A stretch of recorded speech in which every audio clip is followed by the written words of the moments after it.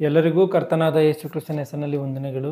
ಪ್ರೀತಿಯ ದೇವಜನರೇ, ನಾವೆಲ್ಲರೂ ಬೈಬಲಲ್ಲಿ ತಿಳಿದುಕೊಂಡಿರುವಂಥ ಒಂದು ಸಂಗತಿ ಏನು ಅಂದರೆ, ಯಾಕೋಬನು ಮೋಸಗಾರನು ಎಂಬುದಾಗಿ ನಮಗೆ ಚೆನ್ನಾಗಿ ಅರ್ಥ ಮಾಡಿಕೊಂಡಿದ್ದೀವಿ. ಆಗಿರುವಂಥ ಕಾರಣ ಯಾಕೋಬನು ಮೋಸಗಾರನ ಅಲ್ಲವಾ ಎಂಬುದಾಗಿ ಈ ಒಂದು ವಿಷಯವನ್ನು ಸ್ಪಷ್ಟವಾಗಿ ತಿಳಿದುಕೊಳ್ಳೋಣ. ಮತ್ತೆ ಹೇಳ್ತೀನಿ, ಯಾಕೋಬನು ಮೋಸಗಾರನೋ ಅಲ್ಲವೋ ಎಂಬುದಾಗಿ. ಆತನು ಯಾವ ರೀತಿಯಾಗಿ ಯಾಕೋಬನು ಮೋಸವನ್ನು ಮಾಡಿರುವಂಥ ಕಾರ್ಯಗಳೇನಿದೆಯೋ ಆ ಒಂದು ಕಾರ್ಯವನ್ನು ನೋಡಿಕೊಂಡು ಮುಂದೆ ಸಾಗಿಕೊಳ್ಳೋಣ. ಆದಿಕಾಂಡ ಗ್ರಂಥ 25ನೇ ಅಧ್ಯಾಯ 28ನೇ ವಚನದಿಂದ 34ನೇ ವಚನದವರೆಗೆ ಗಮನಿಸಿ.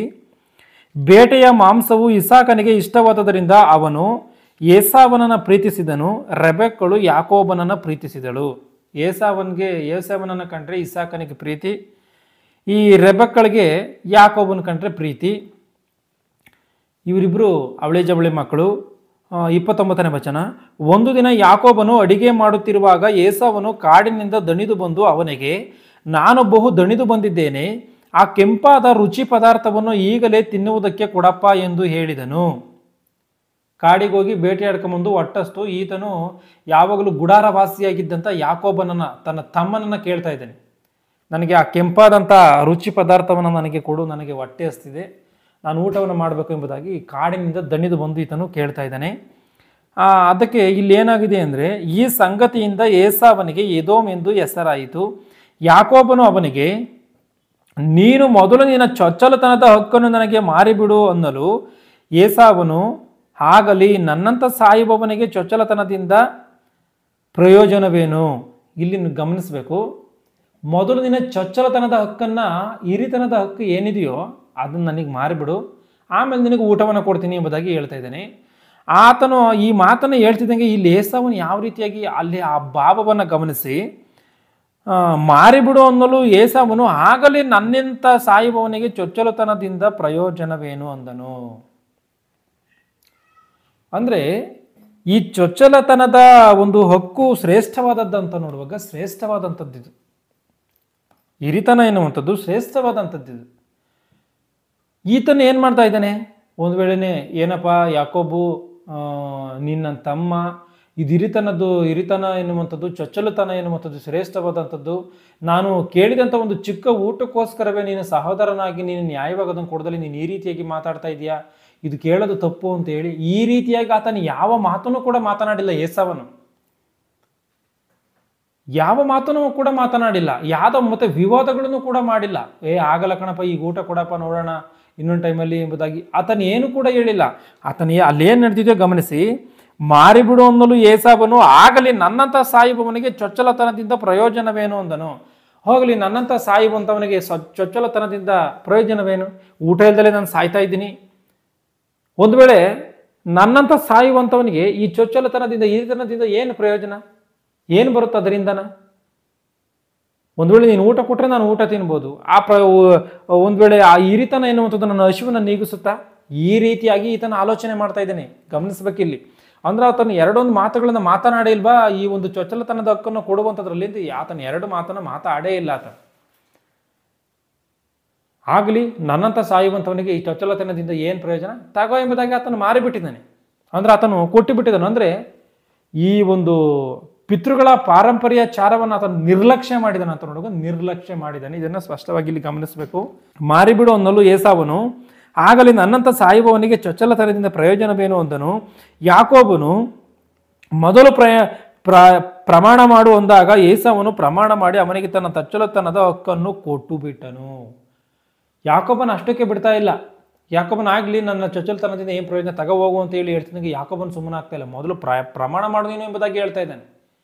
ಪ್ರಮಾಣ ಮಾಡಿ ಹೇಳು ಎಂಬುದಾಗಿ. ಇವನೇನು ಮಾಡಿದ್ದಾನೆ, ಪ್ರಮಾಣವನ್ನು ಮಾಡಿ ತನ್ನ ಚೊಚ್ಚಲತನದ ಹಕ್ಕನ್ನು ಕೊಟ್ಟು ಬಿಟ್ಟಿದ್ದಾನೆ.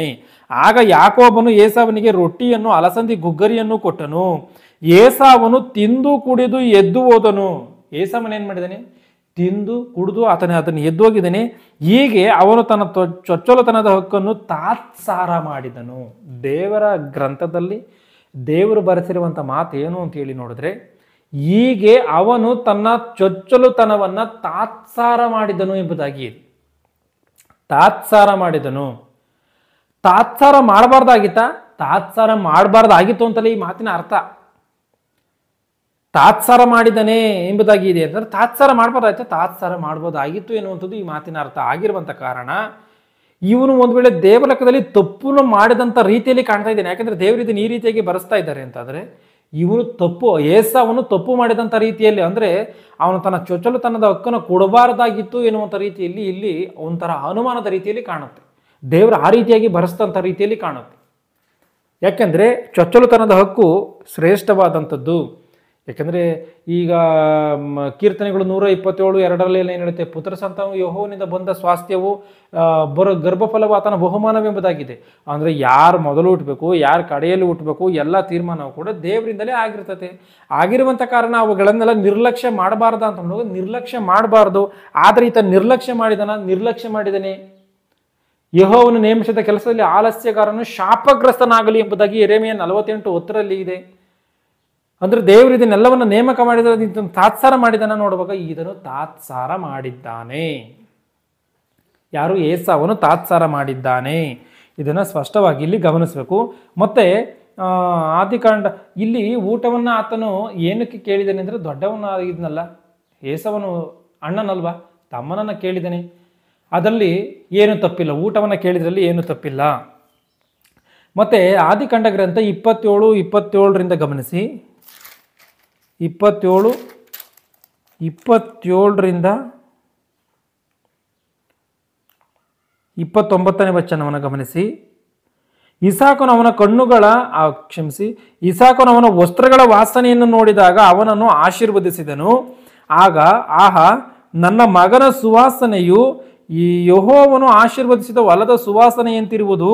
ದೇವರು ನಿನಗೆ ಆಕಾಶದ ಮಂಜನ್ನು ಸಾರವುಳ್ಳ ಭೂಮಿಯನ್ನು ಕೊಟ್ಟು ದವಸ ಧಾನ್ಯಗಳನ್ನು ದ್ರಾಕ್ಷಾರಸವನ್ನು ಹೇರಳವಾಗಿ ಅನುಗ್ರಹಿಸಲಿ. ಪರಜನಗಳು ನಿನ್ನನ್ನು ಸೇವಿಸಲಿ, ಪರಕುಲಗಳು ನಿನಗೆ ಅಡ್ಡಬೀಳಲಿ. ನಿನ್ನ ಅಣ್ಣ ತಮ್ಮಂದಿರಲ್ಲಿ ನೀನು ದೊರೆಯಾಗು, ನಿನ್ನ ತಾಯಿಯ ಮಕ್ಕಳು ನಿನಗೆ ಅಡ್ಡಬೀಳಲಿ. ಅಂದರೆ ಇದು ಇಸಾಕನು ತನ್ನ ಚಿಕ್ಕ ಮಗನಾದಂಥ ಯಾಕೋಬನನ್ನ ಏಸಾವನು ಹೊಂದಿಕೊಂಡು ಆಶೀರ್ವದಿಸ್ತಾ ಇರುವಂಥ ಕಾರ್ಯ, ಆಶೀರ್ವಾದ ಮಾಡ್ತಾ ಇರುವಂಥ ಕಾರ್ಯ. ನಿನ್ನ ತಾಯಿಯ ಮಕ್ಕಳು ನಿನಗೆ ಅಡ್ಡಬೀಳಲಿ, ನಿನ್ನನ್ನು ಶಪಿಸುವವರಿಗೆ ಶಾಪವು, ನಿನ್ನನ್ನು ಆಶೀರ್ವದಿಸುವವರಿಗೆ ಆಶೀರ್ವಾದವೂ ಉಂಟಾಗಲಿ ಅಂದನು. ನಿನ್ನನ್ನು ಶಪಿಸುವಂಥವ್ರಿಗೆ ಶಾಪ ಬರಲಿ, ನಿನ್ನನ್ನು ಆಶೀರ್ವಾದ ಮಾಡುವಂಥವ್ರಿಗೆ ಒಳ್ಳೆಯದಾಗಲಿ. ನಿನ್ನ ನಿನ್ನ ತಾಯಿಯ ಮಕ್ಕಳುಗಳೆಲ್ಲ ನಿನ್ನನ್ನು ಸೇವಿಸಲಿ, ಪರಜನಗಳು ನಿನ್ನನ್ನು ಸೇವಿಸಲಿ, ನೀನು ದೊರೆಯಾಗಿರು ಎಂಬುದಾಗಿ ಆತನು ಆಶೀರ್ವಾದ ಮಾಡುವಂಥ ಕಾರ್ಯ ಇಲ್ಲಿ ಸ್ಪಷ್ಟವಾಗಿ ಗೊತ್ತಾಗುತ್ತೆ. ಅಂದರೆ ಇಲ್ಲಿ ಈ ಆ ಒಂದು ಊಟದ ಕಾರ್ಯ ಯಾವಾಗ ನಡೆದಿದೆ, ಊಟದ ವಿಷಯ ಯಾವಾಗ ನಡೆದಿದೆ? ಇಸಾಕನ ಬಳಿಗೆ ಹೋಗೋದಕ್ಕಿಂತ ಮೊದಲೇ ನಡೆದಿದೆ. ಇಸಾಕನ ಬಳಿಗೆ ಅವರು ಆಶೀರ್ವಾದವನ್ನು ತೆಗೆದುಕೊಳ್ಳೋದಕ್ಕೋಸ್ಕರ ಯಾಕೋಬನು ಹೋಗೋದಕ್ಕಿಂತ ಮೊದಲೇನೇ ಅಣ್ಣ ತಮ್ಮಂದಿರ ಮಧ್ಯದಲ್ಲಿ ಈ ಸಂಭಾಷಣೆಗಳು ನಡೆದಿದೆ. ಏನು? ಈ ಊಟದ ವಿಷಯದಲ್ಲಿ. ಕಾಡಿಗೆ ಹೋಗಿದ್ದಾನೆ, ಬಂದಿದ್ದಾನೆ, ಊಟವನ್ನು ಕೇಳಿದ್ದಾನೆ, ಈತನ ಚೊಚ್ಚಲತನದ ಹಕ್ಕನ್ನು ಕೊಡು ಅಂತ ಕೇಳಿದ್ದಾನೆ. ಆಮೇಲೆ ಅವನು ಕೊಟ್ಟಿದ್ದಾನೆ, ಇವನು ಊಟ ಕೊಟ್ಟಿದ್ದಾನೆ, ಅವನು ತಿಂದು ಕುಡಿದು ಹೋಗಿದ್ದಾನೆ. ಇಷ್ಟೆಲ್ಲ ಆಗೋಗಿದೆ. ಅಂದರೆ ಇಷ್ಟೆಲ್ಲ ಆದಮೇಲೆ ಈ ಆಶೀರ್ವಾದವನ್ನು ಅವನು ಅನಂತರ ಹೊಂದ್ಕೊಂಡಿದ್ದಾನೆ. ಈ ಆಶೀರ್ವಾದವನ್ನು ಹೊಂದಿಕೊಳ್ಳುವಂಥ ಈ ಕಾರ್ಯಕ್ಕೂ ಅವ್ರ ಊಟವನ್ನು ಯಾಕೋಬನ ಊಟವನ್ನು ಕೊಟ್ಟು ಏಸವನ್ನು ತಿಂದು ಕುಡಿದು ಎದ್ದೋದಂತೆ ಇವೆರಡೂ ಸಮಯದ ಮಧ್ಯದಲ್ಲಿ ಏನು ನಡೆದಿದೆ ಅಂತ ಅಂದರೆ, ಯಾಕೋಬನ ಏನು ಮಾಡಿದ್ದಾನೆ? ಊಟವನ್ನು ಕೊಟ್ಟಿದ್ದಾನೆ, ಅವನು ತಿಂದು ಕುಡಿದು ಎದ್ದೋಗಿದ್ದಾನೆ. ಅದನ್ನು ಬಂದು ಈತನ ತಾಯಿ ಕೈಲಿ ಹೇಳಿರ್ತಾನೆ. ಅಂದರೆ ತಾಯಿಯ ಬಳಿಯಲ್ಲಿ ಹೇಳಿದ್ದಾನೆ ಅಂತ ನೋಡುವಾಗ ಹೇಳಿದ್ದಾನೆ. ಅಂದರೆ ಅಮ್ಮ, ನಾನು ಊಟವನ್ನು ಅಡುಗೆಯನ್ನು ಸಿದ್ಧಪಡಿಸಿದ್ದೆ, ಅಣ್ಣನು ಬಂದಿದ್ದಾನೆ, ಊಟವನ್ನು ಕೇಳ್ದ, ನಾನು ಚೊಚ್ಚಲತನದ ಹಕ್ಕನ್ನು ನನಗೆ ಕೊಡು ಎಂಬುದಾಗಿ ನಾನು ಹೇಳಿದೆ. ಅವನು ನನಗೆ ಆ ಚೊಚ್ಚಲತನದ ಹಕ್ಕನ್ನು ನನಗೆ ಮಾರಿದ್ದಾನೆ. ಆತನು ಏನು ಮಾಡಿದ್ದಾನೆ? ಹೋಗಿದ್ದಾನೆ. ಆತನು ನನಗೆ ಆ ಚೊಚ್ಚಲದ ಹಕ್ಕನ್ನು ಮಾರಿ ಹೋಗಿದ್ದಾನೆ ಎಂಬುದಾಗಿ ಇಲ್ಲಿ ಯಾಕೋಬನು ಸ್ಪಷ್ಟವಾಗಿ ತನ್ನ ತಾಯಿ ಕೈಲಿ ಹೇಳಿದ್ದಾನೆ ಈ ಮಾತನ್ನು. ಮತ್ತು ಆದಿಕಾಂಡ ಗ್ರಂಥ 25-22 ಗಮನಿಸಿ. ಆದಿಕಾಂಡ ಗ್ರಂಥ 25-22 ಏನಿದೆಯೋ ಇಲ್ಲಿ ಏನು ನಡೀತೈತೆ ಈ ಆದಿಕಾಂಡ 25-22 ಅಂತ ಅಂದರೆ, ಯಾಕೋಬ ಏಸಾವ ಎನ್ನುವಂಥ ಈ ಅವಳಿ ಜವಳಿ ಮಕ್ಕಳುಗಳು ಹುಟ್ಟುವುದಕ್ಕಿಂತ ಮುಂಚಿತವಾಗಿಯೇ ರೆಬಕ್ಕಳಿಗೆ ಏನು ಸಂಭವಿಸಿದೆಯೋ ಅದನ್ನು ಇಲ್ಲಿ ಗಮನಿಸಿ. ಯೆಹೋವನು ಆಕೆಗೆ ನಿನ್ನ ಅಂದರೆ ಇಲ್ಲಿ 19ರಿಂದ ಗಮನಿಸಿ. ಅಬ್ರಹಾಮನ ಮಗನಾದ ಇಸಾಕನ ಚರಿತ್ರೆ. ಅಬ್ರಹಾಮನು ಇಸಾಕನನ್ನು ಪಡೆದನು. ಇಸಾಕನು 40 ವರ್ಷದವನಾದಾಗ ಅರಾಮ್ಯನಾದ ಬೆತುವೇಲನ ಮಗಳಾಗಿಯೂ ಅರಾಮ್ಯನಾದ ಲಾಬಾನನ ತಂಗಿಯಾಗಿದ್ದ ರೆಬೆಕ್ಕಳನ್ನು ಪದ್ದನ್ ಅರಾಮ್ಯನಿಂದ ತರಿಸಿ ಹೆಂಡತಿಯಾಗಿ ಮಾಡಿಕೊಂಡನು. ಆಕೆ ಬಂಜೆಯಾಗಿರಲಾಗಿ ಅವನು ಆಕೆಗೋಸ್ಕರ ಯೆಹೋವನನ್ನು ಬೇಡಿಕೊಂಡನು. ಯೆಹೋವನು ಅವನ ವಿಜ್ಞಾಪನೆಯನ್ನು ಲಾಲಿಸಿದ್ದರಿಂದ ರೆಬೆಕ್ಕಳು ಬಸುರಾದಳು. ಆಕೆಯ ಗರ್ಭದಲ್ಲಿ ಶಿಶುಗಳು ಒಂದಕ್ಕೊಂದು ನೂಕಿ ಕಂಡಾಗ ಆಕೆಯ ಗರ್ಭದಲ್ಲಿ ಶಿಶುಗಳು ಒಂದಕ್ಕೊಂದು ನೂಕಿಕೊಂಡಿದೆ ಅಂತಂದ್ರೆ ಅವಳಿ ಜವಳಿ ಮಕ್ಕಳುಗಳಿದೆ. ಅವಳಿ ಮಕ್ಕಳುಗಳು ಒಂದು ಮಗು ತಾಯಿಯ ಗರ್ಭದಲ್ಲಿ ಒಂದು ಮಗುವಿದ್ದಾಗಲೇ ಆ ತಾಯಿ ಕೆಲವೊಂದು ತಾಯಿಗಳು ಎಷ್ಟೋ ಬಾಧೆಗಳನ್ನು ಪಡ್ತಾರೆ, ಎಷ್ಟೋ ಕಷ್ಟಪಡ್ತಾರೆ. ಅಂಥ ಸಮಯದಲ್ಲಿ 2 ಮಕ್ಕಳುಗಳಿದೆ. ಈ ಮಕ್ಕಳುಗಳು ಸುಮ್ಮನೆ ಇಲ್ವಂತೆ. ಅದರೊಳಗೆ ಏನು ಮಾಡ್ತಾ ಇದೆ, ಒಂದಕ್ಕೊಂದು ನೂಕಿಕೊಂಡಾಗ ಆಕೆಯು ಈಗಾದರೆ ನಾನು ಯಾಕೆ ಬದುಕಬೇಕು ಎಂದು ಹೇಳಿ ಇದರ ವಿಷಯದಲ್ಲಿ ಯೆಹೋವನ ಸನ್ನಿಧಿಯಲ್ಲಿ ವಿಚಾರಿಸುವುದಕ್ಕೆ ಹೋದಳು. ನಾನಿನ್ನು ಯಾಕೆ ಬದುಕಬೇಕು ಅಂದರೆ ಆಕೆಯ ಕೈಲಿ ಆ ನೋವನ್ನು ಸಹಿಸೋದಕ್ಕಾಗಿಲ್ಲ. ಒಂದು ಮಗುವಿದ್ದಾಗಲೇ ನೋವನ್ನು ಸಹಿಸೋದಕ್ಕಾಗಲ್ಲ, 2 ಮಗುವಿದ್ದಾಗ ಯಾವ ರೀತಿಯಾಗಿ ಈಕೆ ನೋವನ್ನು ಸಹಿಸಿರ್ತಾಳೆ. ಅದರಲ್ಲಿ ಅವು ಏನೋ ಒಂದು ರೀತಿಯಲ್ಲಿ ಸುಮ್ಮನೆ ಇರುವಂಥ ಮಕ್ಕಳ ರೀತಿಯಲ್ಲಿ ಕಾಣ್ತಾ ಇಲ್ಲ ಅಲ್ಲಿ. ಅದಕ್ಕೆ ಆಕೆ ಏನು ಮಾಡಿದಾಳೆ, ಯೆಹೋವನ ಸನ್ನಿಧಿಯಲ್ಲಿ ವಿಚಾರ ಮಾಡೋದಕ್ಕೆ ಹೋಗಿದ್ದಾಳೆ. 23ನೇ ವಚನದಲ್ಲಿ ಸಾಕ್ಷಾತ್ ದೇವರು ಉತ್ತರ ಕೊಟ್ಟಿರುವಂಥ ಕಾರ್ಯವೂ ಇದೆ. ಯೆಹೋವನು ಆಕೆಗೆ ನಿನ್ನ ಗರ್ಭದಲ್ಲಿ 2 ಜನಾಂಗಗಳು ಇವೆ. ನಿನ್ನ ಗರ್ಭದಲ್ಲಿ 2 ಮಕ್ಕಳಿದೆಯಲ್ಲ, ಅವರು 2 ಜನಾಂಗಗಳಾಗ್ತಾರೆ ಮುಂದೆ. ಅಂದರೆ ದೇವರು ಭವಿಷ್ಯತ್ತನ್ನು ನುಡಿತಾ ಇದ್ದಾರೆ ಇಲ್ಲಿ. ನಿನ್ನ ಗರ್ಭದಲ್ಲಿ 2 ಜನಾಂಗಗಳಿವೆ. ಆ 2 ಜನಾಂಗಗಳು ಜನ್ಮಾರಭ್ಯ ವಿರೋಧದಿಂದ ಭೇದವಾಗುವವು. ಆ 2 ಜನಾಂಗಗಳು ಅಂದರೆ ನಿನ್ನ ಗರ್ಭದಲ್ಲಿರುವಂಥ 2 ಮಕ್ಕಳುಗಳು ಏನಾಗುತ್ತೆ ಅಂದರೆ ಜನ್ಮಾರಭ್ಯ ವಿರೋಧದಿಂದ ಭೇದವಾಗುವು. ಜನ್ಮಾರಭ್ಯ ಅಂದರೆ ಜನ್ಮಾರಭ್ಯ ಹುಟ್ಟುವಾಗಲಿಂದಲೇ ಏನಾಗುತ್ತೆ, ಅವರು ವಿರೋಧದಿಂದ ಭೇದವಾಗ್ತದೆ. ಅವುಗಳಲ್ಲಿ ಒಂದು ಮತ್ತೊಂದಕ್ಕಿಂತ ಬಲಿಷ್ಠವಾಗುವುದು. ಅವುಗಳಲ್ಲಿ ಒಂದು ಮತ್ತೊಂದಕ್ಕಿಂತ ಬಲಿಷ್ಠವಾಗ್ತದೆ. ಒಂದು ಕಡಿಮೆ ಬಲಿಷ್ಠತೆಯನ್ನು ಹೊಂದಿಕೊಂಡ್ರೆ ಒಂದು ಜಾಸ್ತಿ ಬಲಿಷ್ಠತೆಯನ್ನು ಹೊಂದಿಕೊಳ್ತದಂತ. ಅದೇ ಇಲ್ಲಿರುವಂಥ ಮಾತು. ಅವುಗಳಲ್ಲಿ ಒಂದು ಮತ್ತೊಂದಕ್ಕಿಂತ ಬಲಿಷ್ಠವಾಗುವುದು. ಅವುಗಳಲ್ಲಿ ಒಂದು ಮತ್ತೊಂದಕ್ಕಿಂತ ಒಂದು ಜನಾಂಗ ಮತ್ತೊಂದು ಜನಾಂಗಕ್ಕಿಂತ ಬಲಿಷ್ಠವಾಗುವುದು. ಹಿರಿಯದು ಕಿರಿಯದಕ್ಕೆ ಸೇವೆ ಮಾಡುವುದು ಎಂದು ಹೇಳಿದನು. ಹಿರಿಯ ಒಂದು ಜನಾಂಗ ಕಿರಿಯ ಜನಾಂಗಕ್ಕೆ ಅಂದರೆ ಈ ಹಿರಿಯ ಒಂದು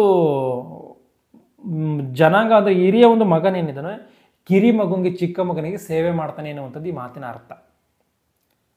ಈ ಒಂದು ದೊಡ್ಡ ಒಂದು ಮಗನಿಂದ ಬಂದಂಥ ಸಂತಾನ ಚಿಕ್ಕ ಮಗನ ಸಂತಾನಕ್ಕೆ ಸೇವೆ ಮಾಡುತ್ತೆ ಎನ್ನುವಂಥದ್ದನ್ನು ದೇವರು ಮೊದಲೇ ಭವಿಷ್ಯತ್ತನ್ನು ನುಡಿತಾ ಇದ್ದಾರೆ.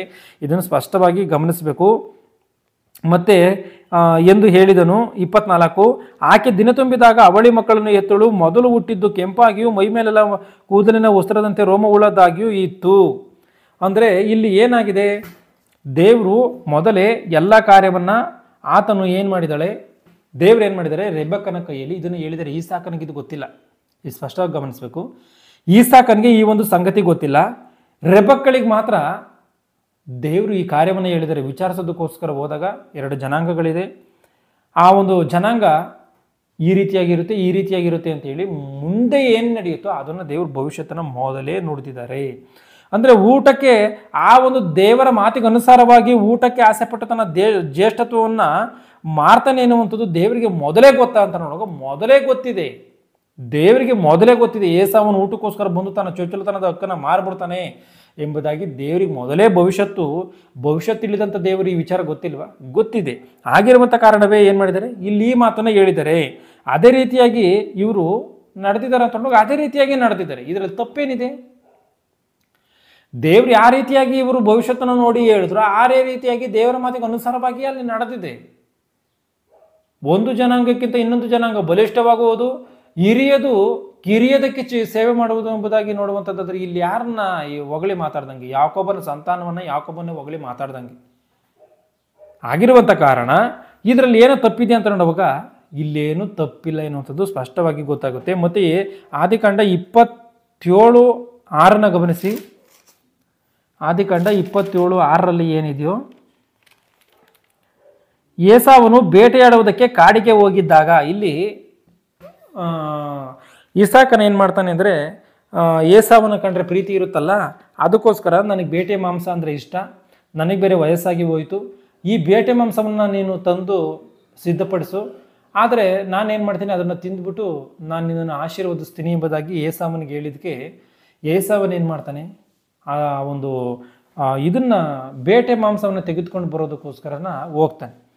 ಅವಾಗ ಏನಾಗಿದೆ 6ನೇ ವಚನ, ಏಸಾವನು ಬೇಟೆಯಾಡುವುದಕ್ಕೆ ಕಾಡಿಗೆ ಹೋಗಿದ್ದಾಗ ರೆಬಕ್ಕಳು ತನ್ನ ಮಗನಾದ ಯಾಕೋಬನನ್ನು ಬೋಧಿಸಿ, ನಿನ್ನ ತಂದೆಯು ನಿನ್ನ ಅಣ್ಣನಾದ ಏಸಾವನ ಸಂಗಡ ಮಾತಾಡಿ ನೀನು ಹೋಗಿ ಬೇಟೆಯಾಡಿ ಬೇಟೆ ಮಾಂಸದಿಂದ ನನ್ನ ಊಟಕ್ಕೆ ರುಚಿ ಪದಾರ್ಥವನ್ನು ಸಿದ್ಧ ಮಾಡು, ಸಾವು ಬರುವುದಕ್ಕಿಂತ ಮುಂಚೆ ನಾನು ನಿನ್ನನ್ನು ಯೆಹೋವನ ಸನ್ನಿಧಿಯಲ್ಲಿ ಆಶೀರ್ವದಿಸುತ್ತೇನೆಂದು ಹೇಳುವುದನ್ನು ಕೇಳಿದೆನು.